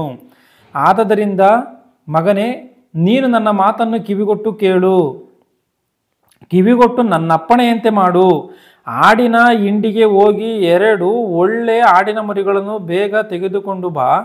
ಅವುಗಳಿಂದ ನಿನ್ನ ತಂದೆಗೆ ಇಷ್ಟವಾಗಿರುವ ರುಚಿ ಪದಾರ್ಥವನ್ನು ನಾನೇ ಸಿದ್ಧ ಮಾಡುತ್ತೇನೆ. ನೀನು ಅದನ್ನು ಅವನ ಬಳಿಗೆ ತೆಗೆದುಕೊಂಡು ಹೋಗಿ ಬಡಿಸಬೇಕು. ಹೀಗೆ ಮಾಡಿದರೆ ಅವನು ಸಾಯುವುದಕ್ಕಿಂತ ಮೊದಲು ನಿನ್ನನ್ನೇ ಆಶೀರ್ವದಿಸುವನು ಅಂದಳು. ಇಲ್ಲಿ ರೆಬೆಕ್ಕಳು ಏನು ಮಾಡಿದ್ದಾಳೆ ಅಂದರೆ, ಈ ಒಂದು ಏಸಾವನಿಗೆ ಇಸಾಕನು ಬೇಟೆ ಮಾಂಸವನ್ನು ತೆಗೆದುಕೊಂಬ, ನಾನು ಆಶೀರ್ವದಿಸ್ತೀನಿ ಎನ್ನುವಂಥ ಏನು ಈ ಮಾತನ್ನು ಹೇಳಿದ್ನೋ ಈ ಮಾತನ್ನು ಆಕೆ ಕೇಳಿಸ್ಕೊಂಡಿದ್ದಾಳೆ. ಕೇಳಿಸಿದಂಗೆ ಈಕೆ ಏನು ಮಾಡಿದ್ದಾಳೆ, ಹೆಂಗೂ ಸಿಕ್ಕಿದ್ದೆ ಯಾಕೋಬನ ಹತ್ರ ಬಂದಿದ್ದಾಳೆ. ಯಾಕೋಬನ ಹತ್ರ ಬಂದು ಹೆಂಗೂ ಒಳ್ಳೆಯ ಅವಕಾಶ ಎನ್ನುವಂಥದ್ದು ಸಿಕ್ಕಿದೆ. ಆಗಿರುವಂಥ ಕಾರಣ ದೇವರು ಮೊದಲೇ ನನಗೆ ಹೇಳಿದ್ದಾರೆ, ಯಾಕೆಂದರೆ ಒಳ್ಳೆ ಹಿರಿಯದು ಕಿರಿಯದಕ್ಕೆ ಸೇವೆ ಮಾಡುತ್ತೆ ಎನ್ನುವಂಥದ್ದಾಗಿರ್ಬೋದು, 2 ಜನಾಂಗಗಳಾಗುತ್ತೆ ಎನ್ನುವಂಥದ್ದಾಗಿರ್ಬೋದು, ಒಂದಕ್ಕಿಂತ ಒಂದು ಬಲಿಷ್ಠವಾಗುತ್ತೆ ಎನ್ನುವಂಥದ್ದಾಗಿರ್ಬೋದು. ಆಗಿರುವಂಥ ಕಾರಣ ದೇವರು ನನಗೆ ಇದನ್ನೆಲ್ಲ ಮೊದಲೇ ಹೇಳಿದ್ದಾರೆ. ಅದರಂತೆ ನಿನ್ನೆ ಆತನು ಚೊಚ್ಚಲದಾನದ ಹಕ್ಕನ್ನು ನಿನಗೆ ಮಾರಿದ್ದಾನೆ. ಇವೆಲ್ಲವಾಗಿರುವಂಥ ಕಾರಣ ದೇವರ ಸಂಕಲ್ಪ ಎನ್ನುವಂಥದ್ದು ನೆರವೇರಬೇಕು. ಆದದ್ರಿಂದ ನೀನೇನು ಮಾಡು, ಹೋಗಿ ಈಗ ನೀನು 2 ಆಡಿನ ಮರಿಗಳನ್ನು ನೀನು ತೆಗೆದುಕೊಂಡು ಬಂದ್ಬಿಡು, ನಾನು ಚೆನ್ನಾಗಿ ಅಡುಗೆಯನ್ನು ಮಾಡಿಕೊಡ್ತೀನಿ, ನೀನು ಹೋಗಿ ತಗೊಂಡೋಗಿ ನಿನ್ನ ತಂದೆಗೆ ಅದನ್ನು ಬಡಿಸು. ನೀನೇ ಏಸಾವನು ಎನ್ನುವಂಥ ರೀತಿಯಲ್ಲಿ ಆತನೇನು ಮಾಡ್ತಾನೆ, ಆತನ ಆಶೀರ್ವದಿಸ್ತಾನೆ ಎನ್ನುವಂಥದ್ದನ್ನು ಇಲ್ಲಿ ತಾಯಿಯೇ ಬೋಧನೆ ಮಾಡಿದ್ದಾಳೆ. ಈ ಮಾತನ್ನು ಹೇಳಿದ್ದಾಳೆ. 10ನೇ ವಚನವನ್ನು ಗಮನಿಸಿ, ನೀನು ಅದನ್ನು ಅವನ ಬಳಿಗೆ ತೆಗೆದುಕೊಂಡು ಹೋಗಿ ಬಡಿಸಬೇಕು. ಹೀಗೆ ಮಾಡಿದರೆ ಅವನು ಸಾಯುವುದಕ್ಕಿಂತ ಮೊದಲು ನಿನ್ನನ್ನೇ ಆಶೀರ್ವದಿಸುವನು ಅಂದಳು. ಅದಕ್ಕೆ ಯಾಕೋಬನು, ನನ್ನ ಅಣ್ಣನ ಮೈ ಬಹಳ ರೋಮುಳ್ಳದ್ದು, ನನ್ನ ಮೈ ನುಣ್ಣಗದೆ. ಒಂದು ವೇಳೆ ತಂದೆಯು ನನ್ನನ್ನು ಮುಟ್ಟಿ ನೋಡಿದರೆ ನಾನು ಅವನಿಗೆ ಗೇಲಿ ಮಾಡುವವನಾಗಿ ತೋರಿ ಬಂದು ನನ್ನ ಮೇಲೆ ಶಾಪವನ್ನು ಬರಮಾಡಿಕೊಳ್ಳುವನೇ ಹೊರತು ಆಶೀರ್ವಾದವನ್ನು ಬರಮಾಡಿಕೊಳ್ಳುವುದಿಲ್ಲ ಅನ್ನಲು ಅವನ ತಾಯಿ, ಮಗನೇ, ಅವನು ನಿನಗೆ ಶಾಪ ಕೊಟ್ಟರೆ ಆ ಶಾಪ ನನಗಿರಲಿ, ಆ ಶಾಪ ಕೊಟ್ಟರೆ ಆ ಶಾಪ ನನಗಿರಲಿ. ಅಂದರೆ ಯಾಕೆ ಇವಳು ಇಂಥ ಧೈರ್ಯವಾಗಿ ಮಾತನ್ನು ಹೇಳ್ತಾ ಇದ್ದಾಳೆ ರೆಬೆಕ್ಕಳು ಇಂಥ ಈ ಮಾತನ್ನು ಧೈರ್ಯವಾಗಿ ಹೇಳುವುದಕ್ಕೆ ಕಾರಣ ಏನು ಅಂತೇಳಿ ನೋಡುವಾಗ ದೇವರು ಮೊದಲೇ ಹೇಳಿರುವಂಥದ್ದೇ ಕಾರಣ. ದೇವರು ಮೊದಲೇ ಈಕೆಗೆ ಹೇಳಿದ್ದಾಳೆ, ದೇವರು ನಿನ್ನ ಗರ್ಭದಲ್ಲಿ 2 ಸಂತಾನ ಇದೆ, ಇವೆಲ್ಲ ಕಾರ್ಯವನ್ನು ಮುಂದೆ ಯಾಕೋಬನು ಬಲಿಷ್ಠವಾಗುವಂಥ ಕಾರ್ಯವನ್ನು ಮೊದಲೇ ದೇವರು ಈ ರೆಬೆಕ್ಕಳಿಗೆ ತಿಳಿಸಿರುವಂಥ ಕಾರಣವೇ ಶಾಪ ಬರ್ತಾ ಒಂದು ವೇಳೆ ನನ್ನ ಮೇಲೆ ಇರಲಿ ಎಂಬುದಾಗಿ ಇಲ್ಲಿ ಈಕೆ ಮಾತಾಡ್ತಾಳೆ. ಯಾಕೋಬನ್ ಏನು ಕೆದರ್ಕಂತ ಇದ್ದಾನೆ, ಬೇಡ ನನಗೆ ಶಾಪ ಬಂದ್ಬಿಟ್ರೆ ಕಷ್ಟ ಅಂತೇಳಿ. ದೇವರಲ್ಲಿರುವಂಥ ಮಾತು ಯಾಕೋಬನಿಗೆ ಗೊತ್ತಿಲ್ಲ, ಇಸಾಕನಿಗೂ ಗೊತ್ತಿಲ್ಲ, ಏಸಾವನಿಗೂ ಗೊತ್ತಿಲ್ಲ, ಯಾರಿಗೂ ಗೊತ್ತಿಲ್ಲ. ಇದು ಯಾರಿಗೆ ಗೊತ್ತಿದೆ, ರೆಬೆಕ್ಕಳಿಗೆ ಮಾತ್ರವೇ ಗೊತ್ತಿದೆ. ಆದ ಕಾರಣವೇ ಶಾಪ ಬಂದರೆ ಒಂದು ವೇಳೆ ನನಗಿರಲಿ ಎಂಬುದಾಗಿ ಆಕೆ ಮಾತನಾಡುವಂಥ ಮಾತು ಇಲ್ಲಿ ಸ್ಪಷ್ಟವಾಗಿ ಕಾಣುತ್ತೆ. ಮಗನೇ, ಅವನು ನಿನಗೆ ಶಾಪ ಕೊಟ್ಟರೆ ಆ ಶಾಪ ನನಗಿರಲಿ, ನೀನು ನನ್ನ ಮಾತನ್ನು ಕೇಳಿ ಆ ಮರಿಗಳನ್ನು ತೆಗೆದುಕೊಂಡು ಬಾ ಎಂದು ಹೇಳಲು ಅವನು ಹೋಗಿ ಅವುಗಳನ್ನು ತಂದು ತಾಯಿಗೆ ಕೊಟ್ಟನು. ರೆಬೆಕ್ಕಳು ಅವನ ತಂದೆಗೆ ಇಷ್ಟವಾಗಿದ್ದ ಸವಿಯೂಟನ್ನು ಸಿದ್ಧಪಡಿಸಿದ ಮೇಲೆ ಮನೆಯಲ್ಲಿ ತನ್ನ ವಶದಲ್ಲಿದ್ದ ಹಿರಿಯ ಮಗನಾದ ಏಸಾವನ ಶ್ರೇಷ್ಠ ವಸ್ತುಗಳನ್ನು ತೆಗೆದು ತನ್ನ ಕಿರಿ ಮಗನಾದ ಯಾಕೋಬನಿಗೆ ಒದಿಸಿ ಆ ಆಡಿನ ಮರಿಗಳ ಚರ್ಮಗಳನ್ನು ಅವನ ಕೈಗಳಿಗೂ ನುಣುಪಾದ ಕೊರಳಿಗೂ ಸುತ್ತಿ ತಾನು ಸಿದ್ಧ ಮಾಡಿದ್ದ ರುಚಿ ಪದಾರ್ಥವನ್ನು ರೊಟ್ಟಿಯನ್ನು ತನ್ನ ಮಗನಾದ ಯಾಕೋಬನ ಕೈಗೆ ಕೊಟ್ಟು ಇಷ್ಟೆಲ್ಲವನ್ನು ಮಾಡಿ ಆತನೇನು ಮಾಡಿದ್ದಾನೆ ಅಂದರೆ ಆಶೀರ್ವಾದವನ್ನು ಹೊಂದಿಕೊಟ್ಟಿದ್ದಾನೆ ಅಂತ ನೋಡುವಾಗ ಆಶೀರ್ವಾದವನ್ನು ಹೊಂದಿಕೊಂಡಿದ್ದಾನೆ ಎನ್ನುವಂಥದ್ದು ಸ್ಪಷ್ಟವಾಗಿ ಇಲ್ಲಿ ಗೊತ್ತಾಗುತ್ತೆ. ಅಂದರೆ ದೇವರು ಇದನ್ನು ಮೊದಲೇ ಹೇಳಿದ್ನ ಅಂತ ನೋಡುವಾಗ ದೇವರು ಮೊದಲೇ ಹೇಳಿದ್ದಾನೆ. ದೇವರು ಹೇಳಿದಂತೆಯೇ ಇದೆಲ್ಲವೂ ನಡೀತಾ ಅಂತ ನೋಡುವಾಗ ದೇವರು ಹೇಳಿದಂಥ ರೀತಿಯಲ್ಲಿ ಎಲ್ಲವೂ ಕೂಡ ನಡೆದಿದೆ. ಯಾಕೆಂದರೆ ರೆಬೆಕ್ಕಳಿಗೆ ದೇವರು ಮೊದಲೇ ಹೇಳಿದಾರಲ್ಲ, ಈ ರೀತಿಯಾಗುತ್ತೆ ಈ ರೀತಿಯಾಗುತ್ತೆ ಅಂತ ಹೇಳಿ ಯೆಹೋವನ ಸನ್ನಿಧಿಯಲ್ಲಿ ವಿಚಾರಿಸೋದಕ್ಕೆ ಹೋದಾಗ. ಅಂದರೆ ಯಾಕೆ ಈಗ ಏಸಾವ ಇವನು ಯಾರು ಇಸಾಕನಿಗೆ ಯಾಕೆ ಗೊತ್ತಿಲ್ಲ ಅಂತ ಹೇಳಿ ನೋಡುವಾಗ ದೇವರು ಈತನಿಗೆ ಹೇಳಿಲ್ಲ. ಒಂದು ವೇಳೆ ಈ ಒಂದು ಸಂಗತಿಯನ್ನ ಇಸಾಕನಿಗೆ ಹೇಳಿದ್ದ ಅಂತ ಕಡ್ರಿ ದೇವರು ರೆಬೆಕ್ಕಳಿಗೆ ಯಾವ ರೀತಿಯಾಗಿ ತಿಳಿಸಿದ್ರೋ ಆ ರೀತಿಯಾಗಿ ಇಸಾಕನಿಗೂ ಕೂಡ ಈ ಒಂದು ಸಂಗತಿಯನ್ನು ತಿಳಿಸಿದರೆ, ಅಂದರೆ ಹಿರಿಮಗನು ಕಿರಿಮಗನಿಗೆ ಸೇವೆಯನ್ನು ಮಾಡ್ತಾನೆ, ಆದ್ದರಿಂದ ಇವು ಈ ರೀತಿಯಾಗಿ ಇರುತ್ತೆ ಅಂತ ಈ ಒಂದು ಕಾರ್ಯ ಗೊತ್ತಿದ್ರೆ, ಯಾಕೋಬನು ಬಲಿಷ್ಠನಾಗ್ತಾನೆ ಎನ್ನುವಂಥ ಕಾರ್ಯವು ಗೊತ್ತಿದ್ರೆ, ಇಸಾಕನ ಯಾಕೆ ಏಸಾವನನ್ನ ಆಶೀರ್ವದಿಸೋದಕ್ಕೆ ಮುಂದಾಗ್ತಾ ಇದ್ದ? ಇಂಥವನೇ ಬಲಿಷ್ಠನಾಗ್ತಾನೆ ಎನ್ನುವಂಥ ಈ ಸಂಗತಿಗಳೆಲ್ಲ ಗೊತ್ತಿದ್ರೆ ಏಸಾವನನ್ನ ಆಶೀರ್ವದಿಸೋದಕ್ಕೆ ಮುಂದಾಗ್ತಿರ್ಲಿಲ್ಲ, ಯಾಕೋಬನನ್ನು ಆಶೀರ್ವದಿಸೋದಕ್ಕೆ ಮುಂದಾಗ್ತಾ ಇದ್ದ. ಅಂದರೆ ಏಸಾವನನ್ನು ಆಶೀರ್ವದಿಸೋದಕ್ಕೆ ಮುಂದಾಗಿದ್ದಾನೆ ಅಂದರೆ ಈ ಒಂದು ಸಂಗತಿ ಗೊತ್ತಿಲ್ಲ, ಇದು ರೆಬೆಕ್ಕಳಿಗೆ ಮಾತ್ರವೇ ಗೊತ್ತು. ಈಗಿರುವಂಥ ಕಾರಣ ಆತನು ಮೋಸ ಮಾಡಿದ್ದಾನ? ದೇವರು ಮೊದಲೇ ಹೇಳಿರುವಂಥದ್ದೇ ಇಲ್ಲಿ ನಡೆದಿದೆ, ಅದೇ ನಡೀತತೆ, ಅದೇ ನಡಿಲೂಬೇಕು. ಆಗಿರುವಂಥ ಕಾರಣ ಇಲ್ಲಿ ಏನಾದರೂ ಮೋಸ ಮಾಡಿದ್ದಾನ? ಇವತ್ತು ಲೋಕ ಎಲ್ಲ ಯಾಕೋಬನ ಮೋಸಗಾರ ಆತನ ವಂಚಿಸಿದ್ದಾನೆ ಎನ್ನುವಂಥ ಮಾತನ್ನು ಆತ ಹೇಳ್ಕೊಳ್ತಾ ಇದ್ದಾರೆ ಅಂತ ಅಂದರೆ ಇದು ಎಷ್ಟರ ಮಟ್ಟಿಗೆ ಸರಿ? ಏಸಾವನು ಪಿತೃಗಳಿಂದ ಬಂದಂಥ ಪಾರಂಪರ್ಯಾಚಾರವನ್ನು ಆತನು ಆ ಪಾರಂಪರ್ಯಾಚಾರದ ಜ್ಯೇಷ್ಠತ್ವವನ್ನು ಆತನ ಏನು ಮಾಡಿದ್ದಾನೆ? ಮಾರಿಕೊಂಡಿದ್ದಾನೆ. ಅಂದರೆ ಇದು ಒಂದು ಮೋಸಕ್ಕಿಂತ ಕೆಟ್ಟದ್ದು ಅಂತ ನೋಡುವಾಗ ಕೆಟ್ಟದ್ದಿದು. ಯಾಕೆಂದ್ರೆ ಅಷ್ಟು ಶ್ರೇಷ್ಠವಾದಂಥದ್ದು ಚೊಚ್ಚಲತನದ ಹಕ್ಕು. ಅದಕ್ಕೇನೆ ಈ ಒಂದು ಇಬ್ರಿಯರಿಗೆ ಬರೆದ ಪುಸ್ತಕದಲ್ಲಿ ಈ ಏಸಾವನ ವಿಷಯದಲ್ಲಿ 12ನೇ ಅಧ್ಯಾಯ 15ನೇ ವಚನದಲ್ಲಿ ಏನು ಬರೆಯಲ್ಪಟ್ಟಿದೆ ಒಂದು ಸಾರಿ ಗಮನಿಸಿ. 12ನೇ ಅಧ್ಯಾಯ, ಇಬ್ರಿಯರಿಗೆ ಬರೆದ ಪುಸ್ತಕ 12ನೇ ಅಧ್ಯಾಯ 15ನೇ ವಚನವನ್ನು ಗಮನಿಸಿ. ನಿಮ್ಮಲ್ಲಿ ಯಾವನಾದರೂ ದೇವರ ಕೃಪೆಗೆ ತಪ್ಪಿ ಹಿಂಜರಿಯದಂತೆ ಯಾವ ವಿಷವುಳ್ಳ ಬೇರು ನಿಮ್ಮಲ್ಲಿ ಚಿಗುರಿ ಅಸಮಾಧಾನವನ್ನು ಹುಟ್ಟಿಸಿ ಸಭೆಯವರನ್ನು ಕೆಡಿಸದಂತೆ ಯಾವ ಜಾರನಾಗಲಿ ಏಸಾವನಂತ ಪ್ರಾಪಂಚಿಕನಾಗಲಿ ನಿಮ್ಮಲ್ಲಿ ಇರದಂತೆ ಜಾಗ್ರತೆಯಿಂದ ನೋಡಿಕೊಳ್ಳಿರಿ. ಏಸಾವನಂತ ಪ್ರಾಪಂಚಿಕನಾಗಲಿ. ದೇವರಲ್ಲಿ ಏಸಾವನನ್ನ ಪ್ರಾಪಂಚಿಕನು ಎಂಬುದಾಗಿ ಹೇಳ್ತಾ ಇದ್ದಾರೆ. ಅಂದರೆ ಪ್ರಾಪಂಚಿಕನು ಅಂದ್ರೆ ಏನರ್ಥ? ಕ್ಷಣಿಕ ಸುಖ ಕಾಲವನ್ನು ನೋಡಿದಾನ ಆತನು. ತನ್ನ ಹೊಟ್ಟೆ ಹಸಿವನ್ನ ಕ್ಷಣಕಾಲ ಇದ್ದು ಆಮೇಲೆ ಇಲ್ಲದಂಥ ರೀತಿಯಲ್ಲಿ ಇರುವಂಥ ಈ ಹೊಟ್ಟೆ ಹಸುವನ್ನು ಆತನು ನೋಡಿದ್ದಾನೆ. ಅಂದರೆ ಈ ಪ್ರಪಂಚದಲ್ಲಿ ಆತನು ಮುಳುಗಿ ಹೋಗಿದ್ದಾನೆ, ಈ ಪ್ರಪಂಚದ ಕಾರ್ಯಗಳಲ್ಲಿ ಮುಳುಗಿ ಹೋಗಿದ್ದಾನೆ. ಏನು ಇವತ್ತು ಬಹಳಷ್ಟು ಜನಕ್ಕೆ ಇರುವಂಥ ಒಂದು ಕಾರ್ಯ ಏನು ಅಂತ ನೋಡಿದ್ರೆ ಊಟವನ್ನೇ ದೇವರನ್ನು ಮಾಡ್ಕೊಂಡಿರ್ತಾರೆ. ಊಟವೇ ದೇವರು ಏನೋ ಎನ್ನುವಂಥ ಲೆಕ್ಕದಲ್ಲಿ ಮಾತನಾಡುವಂಥವ್ರು, ಆಲೋಚನೆ ಮಾಡುವಂಥವ್ರು ಇರ್ತಾರೆ. ಊಟವೇ ದೇವರೇನೋ, ಊಟ ಇದ್ದುಬಿಟ್ರೆ ಸಾಕು, ಮನುಷ್ಯನಿಗೆ ಇನ್ನೇನು ಬೇಕಾಗಿಲ್ಲ ಎನ್ನುವಂಥ ರೀತಿಯಲ್ಲಿ. ಇವತ್ತು ಊಟ ಇದ್ದರೂ ಸರಿ, ಇಲ್ದಲೇ ಇದ್ದರೂ ಸರಿ, ಒಂದು ವೇಳೆ ಪಾಪದಿಂದ ಇದ್ದು ಮನುಷ್ಯನ ಸತ್ತನ ಭಯಂಕರವಾದಂಥ ನರಕ ಇದೆ. ಒಂದು ವೇಳೆ ಹಸುವಿನಿಂದನ ನೀತಿಯಿಂದ ಸತ್ತರೂ ಸರಿ, ಅದು ಸ್ವರ್ಗಲೋಕವನ್ನು ಸೇರುವಂಥವನಾಗಿರ್ತಾನೆ. ಯಾವ ರೀತಿಗೆ ಊಟವನ್ನೇ ದೇವರು ಎನ್ನುವಂಥ ಲೆಕ್ಕದಲ್ಲಿ ಊಟವನ್ನು ಕೊಟ್ಟಿರುವಂಥ ದೇವರನ್ನ ಮರಿತಾರೋ ಆವಾಗ ಇದನ್ನು ಪ್ರಾಪಂಚಿಕರು ಎಂಬುದಾಗಿಯೇ ಹೇಳ್ತಾರೆ. ಇವತ್ತು ಲೋಕದ ಮೇಲೆ ಏನೋ ಒಂದು ಇದೇ ಶಾಶ್ವತ, ಇದೇ ಬೇಕು, ಇದೇ ಶಾಶ್ವತ, ಇದೇ ನಮಗೆ ನಮ್ಮನ್ನು ನಡೆಸುವಂಥದ್ದು, ಇದಿದ್ರೆ ಇಲ್ದಲೇ ಇದ್ರೆ ನಡೆಯೋದಕ್ಕಾಗಲ್ಲ, ಜೀವಿಸೋದಕ್ಕಾಗಲ್ಲ ಎನ್ನುವಂಥ ರೀತಿಯಲ್ಲಿ ಈ ಪ್ರಪಂಚದಲ್ಲಿ ಏನೋ ಒಂದು ಭೂಮಿಗೋಸ್ಕರವೋ, ಎಣ್ಣಿಗೋಸ್ಕರವೋ, ಸ್ವತ್ತಿಗೋಸ್ಕರವೋ, ಅಧಿಕಾರಕ್ಕೋಸ್ಕರವೋ, ಹಣಕ್ಕೋಸ್ಕರವೋ, ಜನಕ್ಕೋಸ್ಕರವೋ, ಶರೀರದ ಒಂದು ಸುಖಕ್ಕೋಸ್ಕರವೋ ಏನೋ ಒಂದನ್ನು ಮಾಡಕ್ಕೆ ಹೋಗ್ತಾನೆ ಅಂದರೆ ಕೇಡು ಎನ್ನುವಂಥದ್ದು ಕಟ್ಟಿಟ್ಟ ಬುತ್ತಿ ದೇವರ ಕಡೆಯಿಂದನ. ಅದರಿಂದ ಸ್ಪಷ್ಟವಾಗಿ ಗಮನಿಸಬೇಕು. ಇಲ್ಲಿ ಏನು ಹೇಳುತ್ತೆ? ಏಸಾವನಂತ ಪ್ರಾಪಂಚಿಕನಾಗಲಿ ನಿಮ್ಮಲ್ಲಿ ಇರಬಾರ್ದು ಎಂಬುದಾಗಿ ದೇವರು ಹೇಳ್ತಾ ಇದ್ದಾರೆ. ಅಂದರೆ ಏಸಾವನು ಪ್ರಾಪಂಚಿಕನ? ದೇವರ ಲೆಕ್ಕದಲ್ಲಿ ಏಸಾವನು ಪ್ರಾಪಂಚಿಕನು. ಏಸಾವನು ಪ್ರಾಪಂಚಿಕನಂತೆ. ಆದ್ದರಿಂದನ ಸ್ಪಷ್ಟವಾಗಿ ಇದನ್ನ ಗಮನಿಸಬೇಕು. ಅಂದರೆ ದೇವರಿಂದ ಬಂದಂಥ ಆಶೀರ್ವಾದವನ್ನು ಏಸಾವನು ಮಾರ್ಕೊಂಡಿದ್ದಾನೆ ಅಂತ ನೋಡೋಕೆ ಮಾರ್ಕೊಂಡಿದ್ದಾನೆ. ಆತನು ಚೊಚ್ಚಲು ಈತನು ಮೊದಲು ಹುಟ್ಟಿದ್ರೆ ಆತನ ಜ್ಯೇಷ್ಠತನದ ಹಕ್ಕನ್ನು ಆತನು ಮಾರ್ಕೊಂಡಿದ್ದಾನೆ. ಈತನ ವಿಷಯದಲ್ಲಿ ರೋಮಾಪುರದವರಿಗೆ ಬರೆದ ಪತ್ರಿಕೆ 9ನೇ ಅಧ್ಯಾಯದಲ್ಲಿ ಏನಿದೆಯೋ, ರೋಮಾಪುರದವರಿಗೆ ಬರೆದ ಪತ್ರಿಕೆ 9ನೇ ಅಧ್ಯಾಯ 10ನೇ ವಚನವನ್ನು ಗಮನಿಸಿ. ಇದು ಮಾತ್ರವಲ್ಲದೆ ರೆಬೆಕ್ಕಳು ಸಹ ನಮ್ಮ ಪಿತೃವಾದ ಇಸಾಕನಿಂದ ಅವಳಿ ಜವಳಿ ಮಕ್ಕಳಿಗೆ ಬಸುರಾದಾಗ ಅದರಂತೆಯೇ ಆಯಿತು. ಆ ಮಕ್ಕಳು ಒಬ್ಬ ತಂದೆಯ ಮಕ್ಕಳಾಗಿದ್ದರು. ಅವರು ಇನ್ನೂ ಹುಟ್ಟದೆಯೂ ಒಳ್ಳೆಯದನ್ನಾಗಲಿ ಕೆಟ್ಟದ್ದನ್ನಾಗಲಿ ಮಾಡದೆಯೂ ಇದ್ದಾಗ ಹಿರಿಯನು ಕಿರಿಯನಿಗೆ ಸೇವೆ ಮಾಡುವನೆಂಬುದಾಗಿ ಆಕೆಗೆ ಹೇಳಲ್ಪಟ್ಟಿತು. ಸ್ಪಷ್ಟವಾಗಿ ಇಲ್ಲಿ ಗಮನಿಸಬೇಕು. ಹಿರಿಯನು ಕಿರಿಯನಿಗೆ ಸೇವೆ ಮಾಡುವನೆಂಬುದಾಗಿ ಆಕೆಗೆ ಹೇಳಲ್ಪಟ್ಟಿತು. ದೇವರು ಮೊದಲೇ ಹೇಳಿದಂತೆ, ಇದರಿಂದ ದೇವರು ತನಗೆ ಮನಸ್ಸಿದ್ದವರನ್ನು ಆರಿಸಿಕೊಳ್ಳುತ್ತಾನೆಂಬ ಸಂಕಲ್ಪವು ಸ್ಥಿರವಾಗಿರಬೇಕೆಂದು ತೋರಿಸಿದನು. ದೇವರ ಸಂಕಲ್ಪ ಎನ್ನುವಂಥದ್ದು ಸ್ಥಿರವಾಗಿ ಇರುತ್ತೆ. ದೇವರ ಸಂಕಲ್ಪ ಎನ್ನುವಂಥದ್ದು ಸ್ಥಿರವಾಗಿರುತ್ತೆ. ದೇವರು ಏನೊಂದು ಉದ್ದೇಶವನ್ನು ಮಾಡಿದ್ದಾನೆ ಅಂತ ಇವತ್ತು ಮನುಷ್ಯರ ಒಂದು ಪ್ಲಾನಿಂಗ್ಗಳಿರ್ತದೆ. ಕೆಲವೊಂದು ಇಂಜಿನಿಯರ್ಗಳು ಕೆಲವೊಂದು ಪ್ಲಾನಿಂಗ್ನ ಹಾಕ್ತಾರೆ, ಅವ್ರ ಪ್ಲಾನ್ಗಳು ಉಲ್ಟಾ ಹೊಡೆದು ಬಿಡ್ಬೋದು. ಮನುಷ್ಯರ ಒಂದು ಆಲೋಚನೆಗಳು ಉಲ್ಟಾ ಹೊಡೆದು ಹೋಗುತ್ತೆ.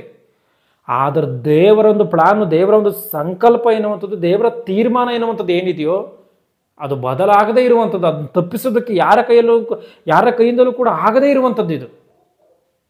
ಇಲ್ಲೇನಿದೆ ಮತ್ತೆ ನೋಡಿ, ಹಿರಿಯನು ಕಿರಿಯನಿಗೆ ಸೇವೆ ಮಾಡುವನೆಂಬುದಾಗಿ ಆಕೆಗೆ ಹೇಳಲ್ಪಟ್ಟಿತು. ಇದರಿಂದ ದೇವರು ತನಗೆ ಮನಸ್ಸಿದ್ದವರನ್ನು ಆರಿಸಿಕೊಳ್ಳುತ್ತಾನೆಂಬ. ಇದರಿಂದ ದೇವರು ಏನಂತಬೇಕು, ಯಾಕೆ ಯಾಕೋಬನನ್ನು ಆ ರೀತಿಯಾಗಿ ಮಾಡಿದ್ರು, ಯಾಕೆ ಏಸಾವನನ್ನು ಈ ರೀತಿಯಾಗಿ ಮಾಡಿದ್ರು, ಅದು ದೇವರ ಇಷ್ಟ. ದೇವರು ತನಗೆ ಮನಸ್ಸಿದ್ದವರನ್ನ ಆರಿಸಿಕೊಳ್ಳುತ್ತಾನೆ ಎನ್ನುವಂಥ ಒಂದು ಸಂಕಲ್ಪವು ಆರಿಸಿಕೊಳ್ಳುತ್ತಾನೆಂಬ ಸಂಕಲ್ಪವು ಸ್ಥಿರವಾಗಿರಬೇಕೆಂದು ತೋರಿಸಿದನು. ಆ ಸಂಕಲ್ಪವು ಪುಣ್ಯ ಕ್ರಿಯೆಗಳ ಮೇಲೆ ಆಧಾರಗೊಳ್ಳದೆ ಕರೆಯುವಾತನ ಚಿತ್ತದ ಮೇಲೆಯೇ ಆಧಾರಗೊಂಡಿದೆ.